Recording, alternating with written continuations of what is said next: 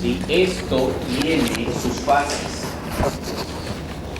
Cuando ustedes administran una droga, esta droga va a llegar al hígado de una u otra forma a metabolizarse. Y aquí ocurre primero la fase 1 de la metabolización. La fase 1, donde no es necesario que se lo aprendan, pero ocurren reacciones de oxidación, reducción o hidrólisis. O sea, el fármaco que ustedes han administrado va a tener algunas de estas formas de metabolización, que existen otras también, ¿sí? ¿Para originar qué? Para originar 4 cosas. 1, se inactiva el fármaco. En la fase 1 se puede inactivar. Otro, se activa el fármaco, libera el metabolito activo. O no cambia, simplemente fue un saludo a la bandera, pasó la fase 1 y se acabó, ¿no? Y la última, toxicidad, como es el caso del paracetamol, por ejemplo, libera un metabolito tóxico. ¿Okay? Entonces, no se olviden, en la fase 1 pueden haber estas 4 cosas: o se inactiva el fármaco, o se activa, o simplemente no cambia, o libera un metabolito tóxico. Posteriormente, si el fármaco se activa, o no cambia, o es tóxico, ¿sí?, pasa a una segunda fase, que se conoce como la fase 2. Esta fase 2 se puede dar en 2 lugares: o en el hígado, o se puede dar también en el riñón, ¿sí? Aquí existen enzimas encargadas de metabolizar los fármacos. La principal, la más importante, ¿sí?, es la del ácido glucurónico. Esa es la más importante.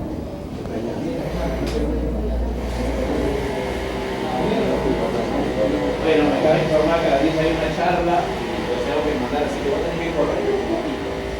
¿Sí? Hay una charla de manejo de enfermedades infecciosas. Pero bueno, vamos a tratar de terminar. ¿Qué? ¿Cómo? ¿El laboratorio? El laboratorio igual tiene que estar. Yo no.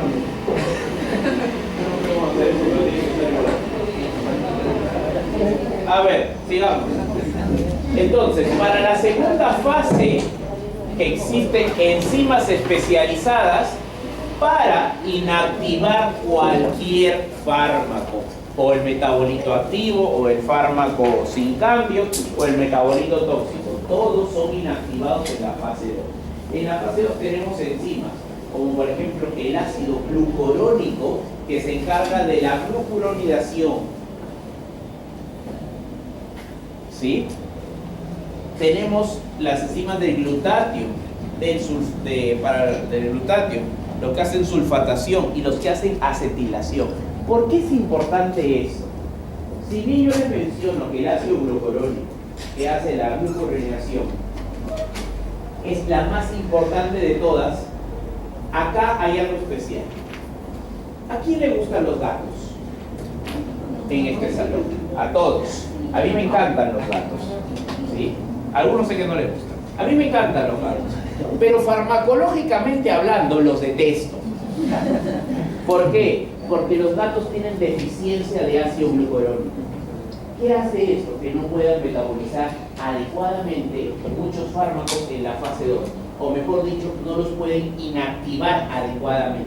Es por eso que en los gatos las dosis son menores en algunos fármacos,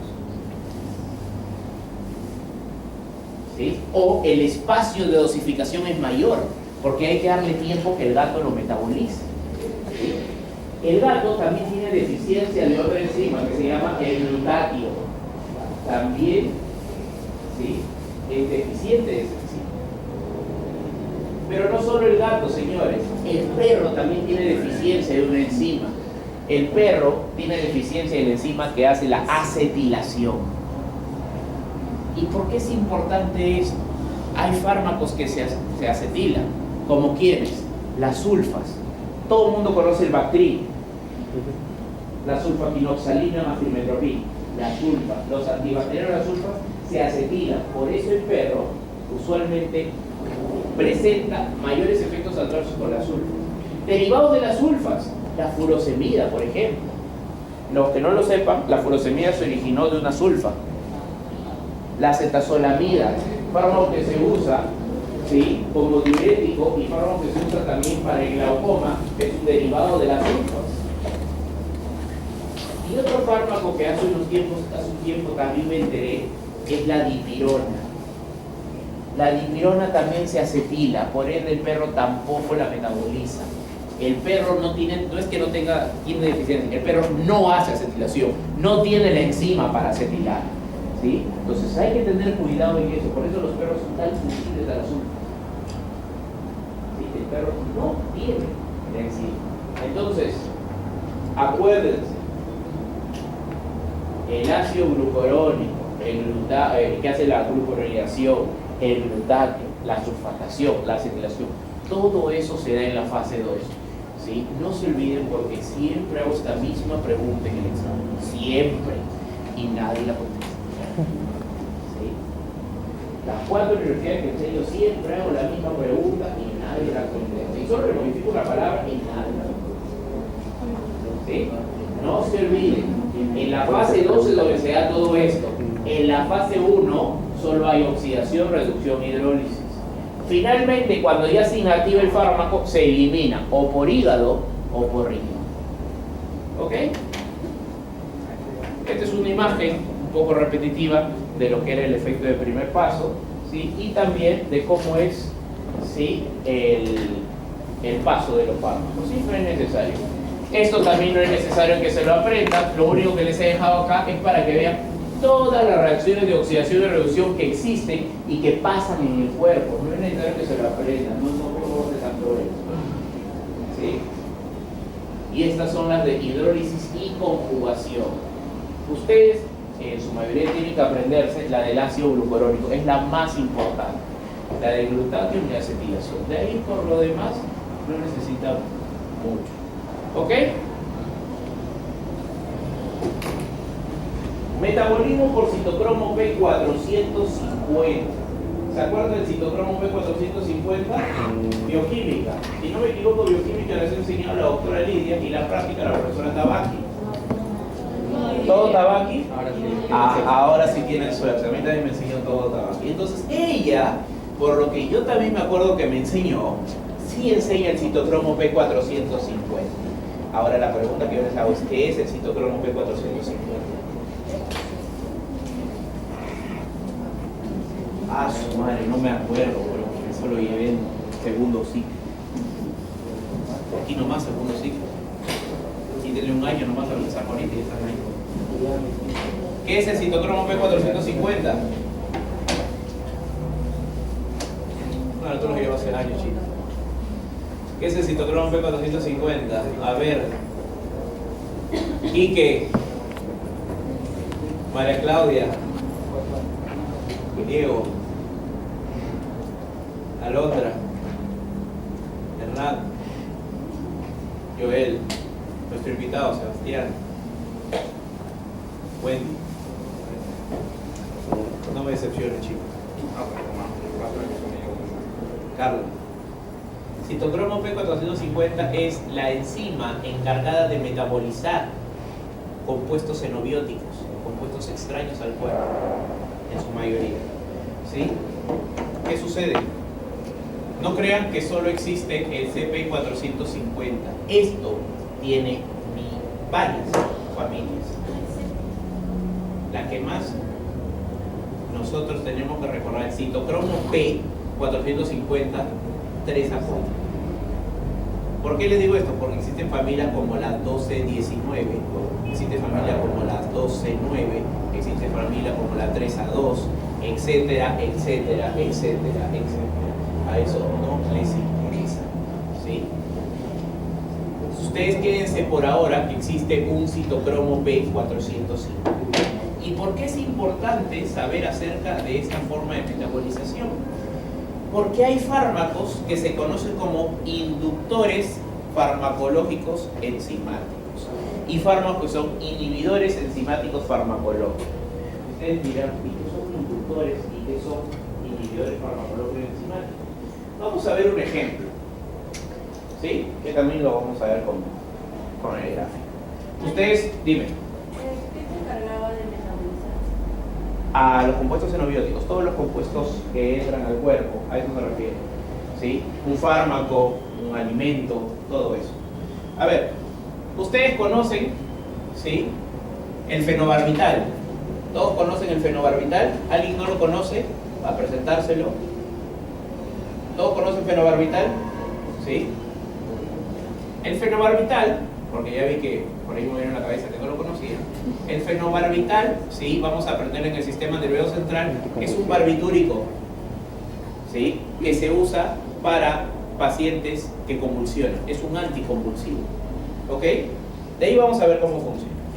Este fenobarbital, ¿sí?, en medicina veterinaria y en medicina humana funciona como inductor, ¿sí?, enzimático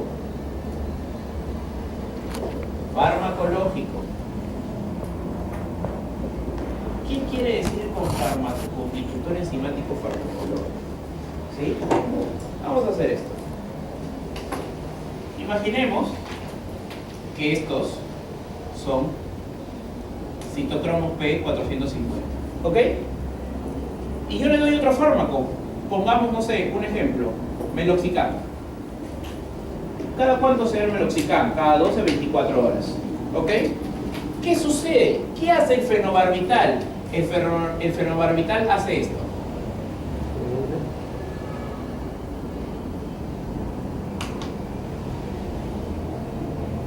Si antes el meloxicam para durar 12-24 horas era metabolizado solo por estas tres, cuando tú administras fenobarbital al mismo tiempo, ¿qué hace el fenobarbital? Crea más citocromo P450. Entonces, ¿qué pasaría con el meloxicam? ¿Se metaboliza solo entre estos tres? Ok. Se empieza a metabolizar con estos también. ¿Duraría igual o duraría menos? Dura menos. Esos son inductor enzimático farmacológico. El más claro ejemplo es el fenobarbital. ¿Qué es lo que hace el fenobarbital? En resumidas cuentas, crea o hace que el núcleo estimule la creación de más enzimas metabolizadoras, específicamente citocromo P450. Entonces, cualquier fármaco que tú puedas poner con el fenobarbital se va a metabolizar mucho más rápido. E inclusive el mismo fenobarbital, ¿sí?, sufre de su propia potencia. A la larga se empieza a metabolizar más rápido. ¿Por qué? Por este efecto. ¿Ok? Por eso cuando hay terapias anticonvulsivas, no es que esto deje de funcionar, sino que se está metabolizando más rápido, ¿sí? Se está dañando con su propio poder, como algunos dicen, ¿sí? Entonces, esto es un inductor enzimático farmacológico. No sé si quedó claro, ¿sí? O a alguien no le ha quedado claro. No tengan miedo de preguntar, ¿sí? Mira. ¿Conoce el fenobarbital? ¿Ayuda que los fármacos se metabolizan más rápido? Exactamente. Nada más sencillo. ¿Ok? Ahora, esto es un inductor enzimático farmacológico. Ahora vamos a cambiar el cuadro.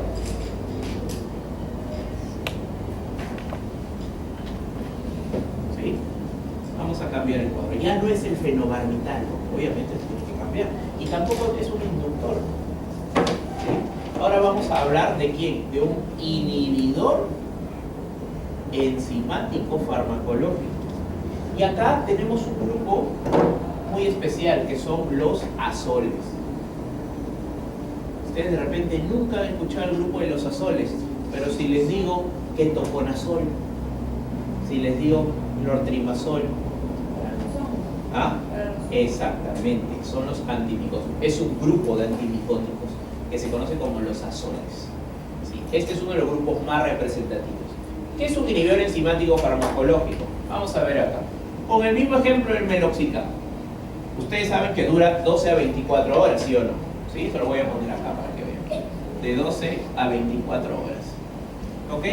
¿Qué hacen los inhibidores enzimáticos farmacológicos?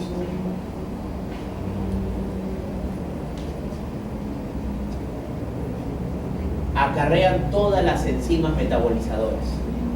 Se quedan con ellas. ¿Sí? Entonces, ¿qué pasaría con el meloxicam? ¿Se puede metabolizar? No. ¿Y qué hace entonces? Dura más tiempo. ¿Y qué pasaría si dura más tiempo? ¿Puede ser qué? Tóxico. ¿No? Entonces, tenemos fármacos que son inductores y son inhibidores. Los más peligrosos son los inhibidores. ¿Por qué? Porque hacen que una dosis terapéutica pueda volverse tóxica. ¿Sí? Un ejemplo que pasó en esta facultad. Hace tiempo, cuando yo todavía estaba haciendo un poco de anestesiología bajo en la cirugía, vinieron unos amigos a preguntarme: Mario, ¿qué protocolo me recomiendas para este perro? Ahí. Entonces, lo primero que le pedí: ¿qué exámenes tiene? Historia clínica. El perro estaba medicado hace un mes con ketoconazol. ¿Qué sucede? El ketoconazol es parte de este grupo, ¿sí o no? Entonces, funciona como un inhibidor enzimático farmacológico. Va a evitar que los otros fármacos se metabolicen. ¿Qué hubiera pasado si yo le daba ketamina a dosis media o a dosis alta a ese paciente? ¿Se iba a metabolizar la ketamina? No. ¿Y qué hubiera pasado? Un efecto de sobredosis y tóxico. Entonces, ¿qué les dije yo? ¿Saben qué? La ketamina va de 5 a 10 miligramos por kilo de peso. Yo le dije: dale 3 miligramos. Le dio 3 miligramos. El perro cayó como si le hubieses dado 10. ¿Por qué? Porque al no metabolizarse, porque la ketamina, vamos a aprender que necesita ser metabolizada para liberar su metabolito activo, el que hace el efecto, ¿sí? Entonces, como no se metabolizaba, si bien se metaboliza para liberar, para activarse, pero no para eliminarse, había demasiado metabolito activo y el efecto era mucho mayor, ¿sí?, al que se esperaba con una dosis que usualmente no hace nada. 3 miligramos de ketamina no le hace nada al perro. A veces no puede sedar un poco, pero nada. Pero este perro se anestesió. Solo necesitaron una dosis de ketamina durante toda la cirugía, que duró 1 hora. Una dosis.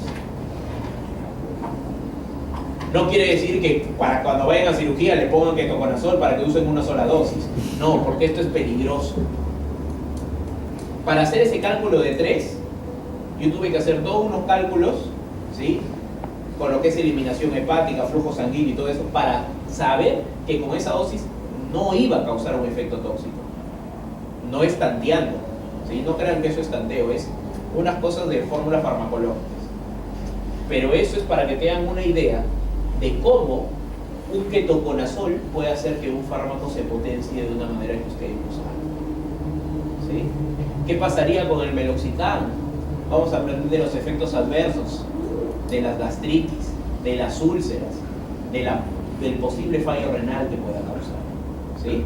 Entonces, siempre tengan cuidado. Por eso este grupo de antimicóticos siempre administrenlos solos, con nada más, solos, siempre se administran solos para evitar posibles efectos adversos, ¿sí?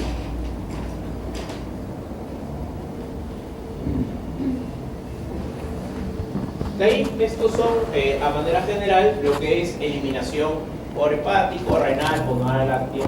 Y también existe otro concepto que también ustedes deben saber, porque algunos libros lo mencionan, lo que se conoce como aclaramiento o clearance. ¿Sí? Algunos libros te va a decir, por ejemplo, ¿no?, el diazepam tiene un clearance de tantos mililitros por minuto. ¿Qué quiere decir el clearance o aclaramiento? El volumen de la sangre o plasma que queda libre el fármaco, que queda limpio, que no hay fármaco en esas sangre. Eso significa, ¿sí? ¿Qué quiere decir? ¿Sí? Si yo te digo, por ejemplo, el diazepam tiene un clearance de 30 ml por minuto, por ejemplo, ¿sí? En 1 hora, más o menos, se habrá liberado 1800 ml de ¿qué? De sangre del diazepam. Es un ejemplo, ¿sí? Ese no es el verdadero dato, pero es un ejemplo, ¿sí? ¿Hasta ahí alguna pregunta para entrar a farmacodinamia? ¿Hasta ahí? ¿Alguna pregunta? ¿Farmacodinámica qué era? ¿Se acuerdan? ¿El estudio de qué? Del mecanismo de acción, muy bien. Y de la interacción que se da con los receptores. ¿Sí? Entonces, los fármacos no solo interactúan con los receptores, como ven aquí, interactúan con otras estructuras. Vamos a poner ejemplos, ¿sí? Para que el fármaco haga su mecanismo de acción, tiene que acoplarse a alguna de estas estructuras. Primero, receptores. Ustedes con el doctor Jara han aprendido algunos receptores, como por ejemplo los receptores adrenérgicos, o me estoy equivocando, ¿sí? O los receptores muscarínicos, ¿no? También han aprendido de esos. ¿Qué pasa si yo le pongo adrenalina a un perro? ¿Con qué receptor o a qué receptor se acopla?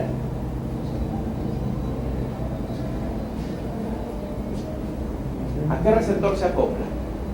¿Muscarínicos o adrenérgicos? Adrenérgicos, muy bien. ¿Y qué efecto tendría la adrenalina? Taquicardia. ¿Por qué taquicardia? Porque en el corazón hay un receptor alfa 1 que al estimularse provoca ¿qué? Taquicardia. ¿Qué pasa en los vasos sanguíneos? ¿Por qué se contraen? Porque en el vaso sanguíneo hay un receptor alfa 1 que cuando ustedes le ponen adrenalina, viene el fármaco, se acopla el receptor alfa 1 y provoca el efecto. En este caso el corazón taquicardia y en el caso de los vasos sanguíneos, vasoconstricción. ¿Ok? Los receptores los vamos a ir aprendiendo a pocos. ¿Sí? Ustedes tranquilos. No es... Ese es un ejemplo de receptores. ¿Sí? Otro, receptores de canales iónicos. ¿Sí? Ustedes saben que para haber sinapsis se necesita ¿qué? Impulso eléctrico o electroquímico. ¿Quién les da ese impulso electroquímico? ¿Sí? ¿Quién es el encargado de cambiar la polaridad de las neuronas? Con el doctor Jara ustedes aprendieron que ¿quién cambiaba la polaridad? ¿El sodio o el potasio? El sodio. Y el sodio pasa a las células a través de ¿quién? De canales iónicos. ¿Sí? Por ejemplo, los anestésicos locales cuando vamos a aprender. ¿Por qué los anestésicos locales nos ayudan para el dolor? Los anestésicos locales lo que hacen es bloquear a los canales de sodio, los taponean. Entonces, ¿qué sucede con esto? Al taponear los canales de sodio, ¿qué no va a haber? Impulso nervioso. Y por ende, al no haber impulso nervioso, yo no siento ¿qué? Dolor. ¿Me entienden? Pero también tenemos moduladores, aquellos que hacen que el canal aumente su apertura o disminuya, como en el caso de las benzodiazepinas cuando lo veamos. También se pueden unir enzimas, ¿sí? Todos acá conocen de repente el enalapril, el captopril. Todos conocen este tipo de fármacos que se usan para personas hipertensas, ¿sí? Y en el caso de perros se usan para el tratamiento de la insuficiencia cardíaca congestiva, ¿sí? Este tipo de fármacos, que se conocen como IECAS, se conocen como inhibidores de la enzima convertidora de angiotensina. ¿Este fármaco se va a unir a un receptor? No. ¿Se va a unir a un canal iónico de sodio, potasio, cloro? No. ¿Se va a unir a quién? A una enzima. El mismo nombre te lo dice, inhibidor de la enzima convertidora de angiotensina. ¿Qué va a hacer el enalapril? Va a evitar que esa enzima convierta el producto A en producto B. Entonces, es otro destino farmacológico. Aparte de los receptores, aparte de los canales iónicos, también tenemos fármacos que actúan en los enzimas, ¿sí? Y tenemos fármacos que también, este es uno de los pocos grupos que no se ha desarrollado, que son los transportadores, ¿sí? Bloquean el transporte de algunos fármacos, ¿sí? Si ustedes, vamos a ayudar un poquito en eso. Ustedes conocen a la raza coli. La raza coli, ¿qué gen tienen deficiencia?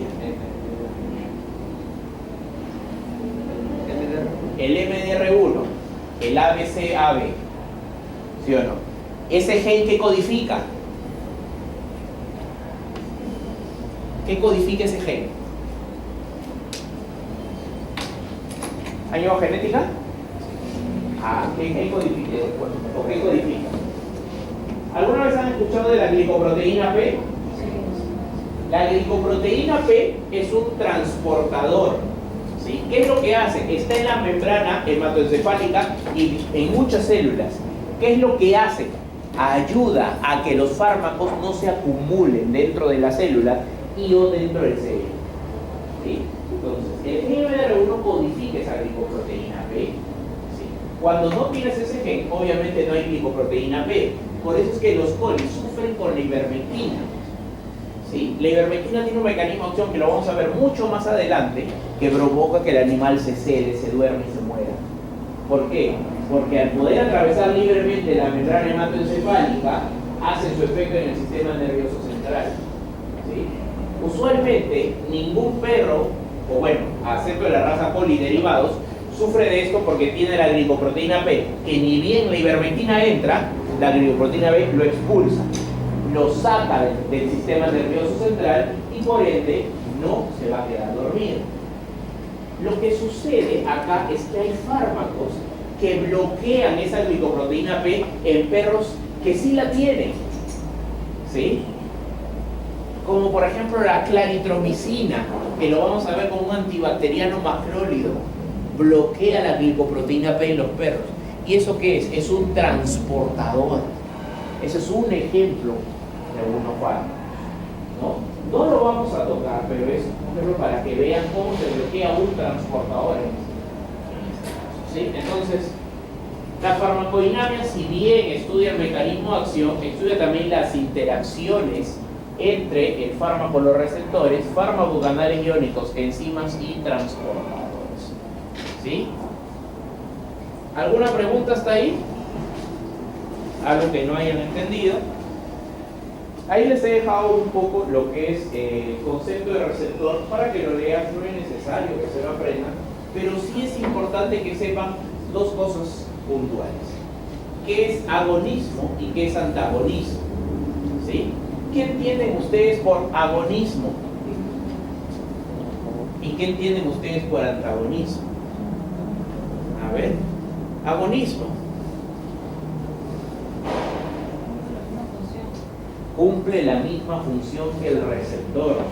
Muy bien. Y antagonismo cumple la función contraria y o inactiva al receptor.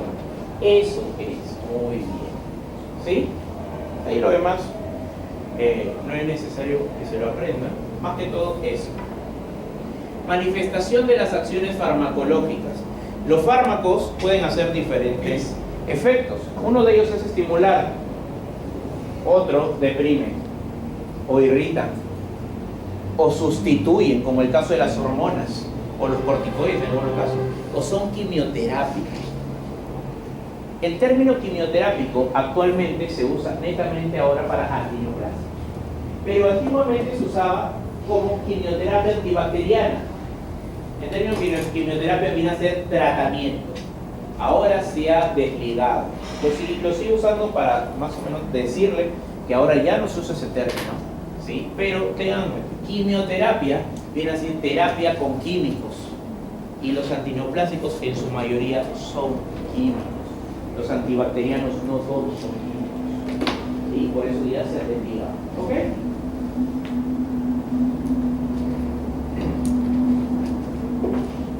Vamos a seguir con los tipos de receptores, y esto es importante también. Ya hemos visto que los fármacos se pueden unir a canales iónicos.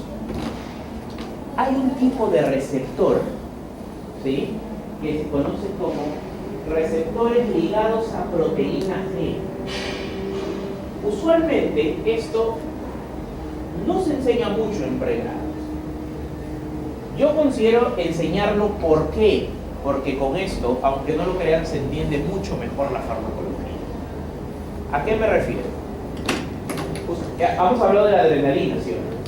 La adrenalina usted la administra, se acopla a su receptor alfa 1, pero este receptor alfa 1 hace un montón de reacciones para que se produzca un efecto, ¿sí? No es que se acople a su receptor y automáticamente hay un efecto, no. Provoca otros mensajeros que hacen ese efecto, ¿sí? Entonces, ¿por qué es importante? Porque hay 4 proteínas G. Lo vamos a ver, no es necesario que lo apunten todo eso, es para indicarles. GQ, GS, GI y GO. Y ustedes dirán aquí, ¿para qué tengo que saberme eso? La GQ y la GS son estimulantes y la GI y la GO son inhibitores. ¿Qué quiere decir? Si yo les digo un fármaco que se acopla a un receptor X y ese receptor es GQ, ¿qué va a hacer ese receptor? ¿Estimular o inhibir? Estimula. Si les digo que ese receptor es GO, ¿qué va a hacer? ¿Estimular o inhibir? Va a inhibir. Entonces es mucho más fácil aprender farmacología de esa forma. ¿Sí? GS, GQ, no se olviden, son estimulantes y GI, GO son inhibitorios. ¿Ok? Entonces, eso lo vamos a ir aprendiendo según vayamos avanzando con los diferentes receptores. ¿Ok? Esto es un poco más de lo que es agonistas y antagonistas, ¿sí? Pero vamos a esta diapositiva. Antagonistas. Nosotros vamos a tener dos tipos de antagonistas. Uno, los que son los competitivos, y otros, los que son los no competitivos. ¿Qué entienden ustedes por competitivos? ¿Sí? ¿Qué entienden ustedes por competitivos? A ver, ya que sonríen, ¿qué es un antagonismo competitivo? Los que van hacia el mismo receptor. Muy bien, van hacia el mismo sitio del receptor, ¿sí? Vamos a ver aquí. Tenemos este receptor. Este es un fármaco agonista, vean acá, que es un cuadrado. Viene acá y se acopla a un sitio del receptor. ¿Ok? ¿Qué sucede con el antagonista competitivo?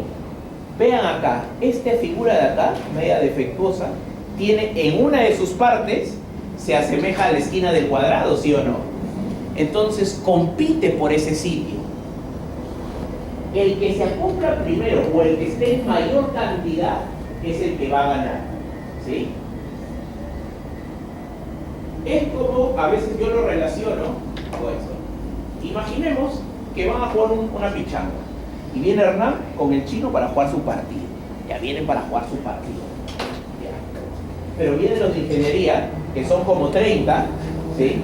Más 3 que saben kickboxing, ¿ya? Y les dicen, yo quiero la cancha. ¿Quién se queda en la cancha? ¿Ellos o los de ingeniería? ¿Por qué? Porque están en mayor cantidad. Imaginemos que Hernán y el chino son los agonistas y los de ingeniería son los antagonistas. ¿Quién se queda con la cancha o el sitio de acción? Los de ingeniería, los antagonistas. ¿Ok? Entonces, eso es un antagonismo competitivo. Compiten. Caso contrario, ¿sí? Caso que puede pasar, y a veces pasa con los fármacos. Ellos dicen, ustedes son 3, entonces ellos traen a 45. Y de 4 de sus amigos son choros, ¿no? Entonces, ¿quién se queda con la cancha? Ellos. Entonces, el agonista pasa a veces a desplazar al antagonista también. Y es una pelea por quién está en mayor concentración. ¿Cuándo ocurre eso? Principalmente ocurre cuando hay intoxicaciones por órganos fosforados, carbamatos y la atropina. ¿Sí? Ocurre mucho con eso. ¿Y alguna vez han escuchado lo que es antagonismo alostérico? Alondra hace una cara como diciendo jamás en mi vida he escuchado esa palabra, alostérico. ¿Sí? ¿Qué es alostérico? Alostérico quiere decir que el fármaco que va a antagonizar la acción de este fármaco, que es agonista, se une a otro sitio. No compite. Pues vean acá. Viene el agonista y se une a su sitio, que parece un cuadrado. Pero el antagonista, ¿qué forma tiene? De círculo. Y se acopla a otro sitio del receptor. ¿Sí? Eso es antagonismo alostérico no competitivo. ¿Sí? Si lo trasladamos a Chino y Hernán, es como si ellos encontraran otra cancha al costado. Y pueden jugar ahí mientras los de ingeniería juegan en la otra. O sea que no compite por el sitio de receptor. Exactamente, no compiten, se acopla a otro. Exactamente. Entonces, eso es antagonismo, los dos tipos, competitivo y el no competitivo a los. ¿Ok? ¿Sí? El efecto farmacológico, que también es importante. ¿Sí? Todo fármaco, cuando se administra, va a tener esta misma figura. algunos más alta, otros más baja, etc. ¿Qué ocurre? Ustedes administran un fármaco, ¿ok? Administran un fármaco y ¿qué es esto? Las concentraciones que va llegando en sangre. ¿Por qué? Porque se va absorbiendo, ¿sí o no? Y a la vez se está distribuyendo. Llega a una concentración máxima y después ¿qué empieza a hacer? Se está metabolizando y se está excretando hasta que se acabe. ¿Ok? Todo esto se conoce como la duración de acción del fármaco. ¿Ok?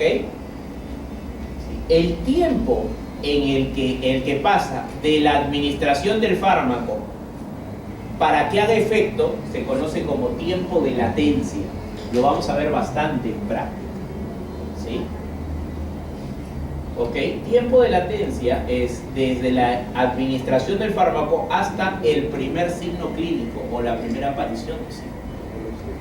¿Ok? Y ustedes ven acá este cuadrado o este tipo ventana.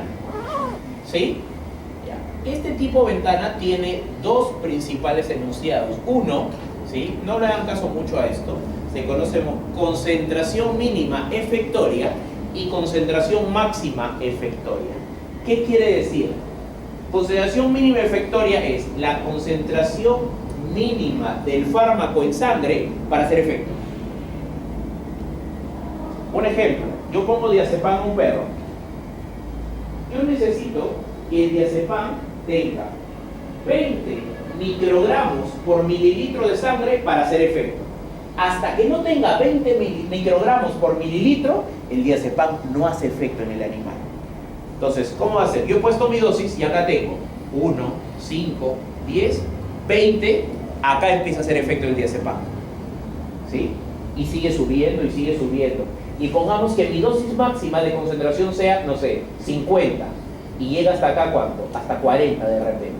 Entonces, no sobrepaso ¿quién? La concentración máxima efectoria, o como algunos le cambian el nombre y le dicen concentración mínima tóxica. La concentración máxima efectoria y la concentración mínima tóxica van de la mano, ¿sí? Van de la mano. ¿Ok? Entonces, si yo me paso un poco de esto, yo tengo efecto tóxico. ¿Listo? Y estas son algunas interacciones droga-droga que pueden tener. Acumulativo, aditivo. ¿Saben lo que es sinergismo? ¿Sí? ¿Qué es sinergismo? A ver, ya que me dicen que sí. ¿Qué es sinergismo? Aquí, que hace tiempo que no me acuerdo.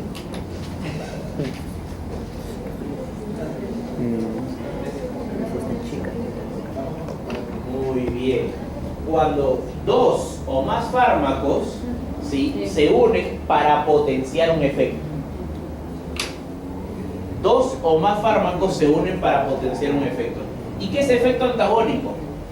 Cuando un fármaco antagoniza al otro. Yohimbina, silacina, flumazenil y azepam, naloxona, morfina, entre otros. ¿Sí? Entonces, sinergismo, no se olvide, es unión de dos o más fármacos para potenciar un efecto, mientras que el antagónico es cuando un fármaco bloquea al otro. Entonces aquí amo mis mascotas. Entonces, chicos, en la primera clase, cualquier cosa, ustedes me avisan y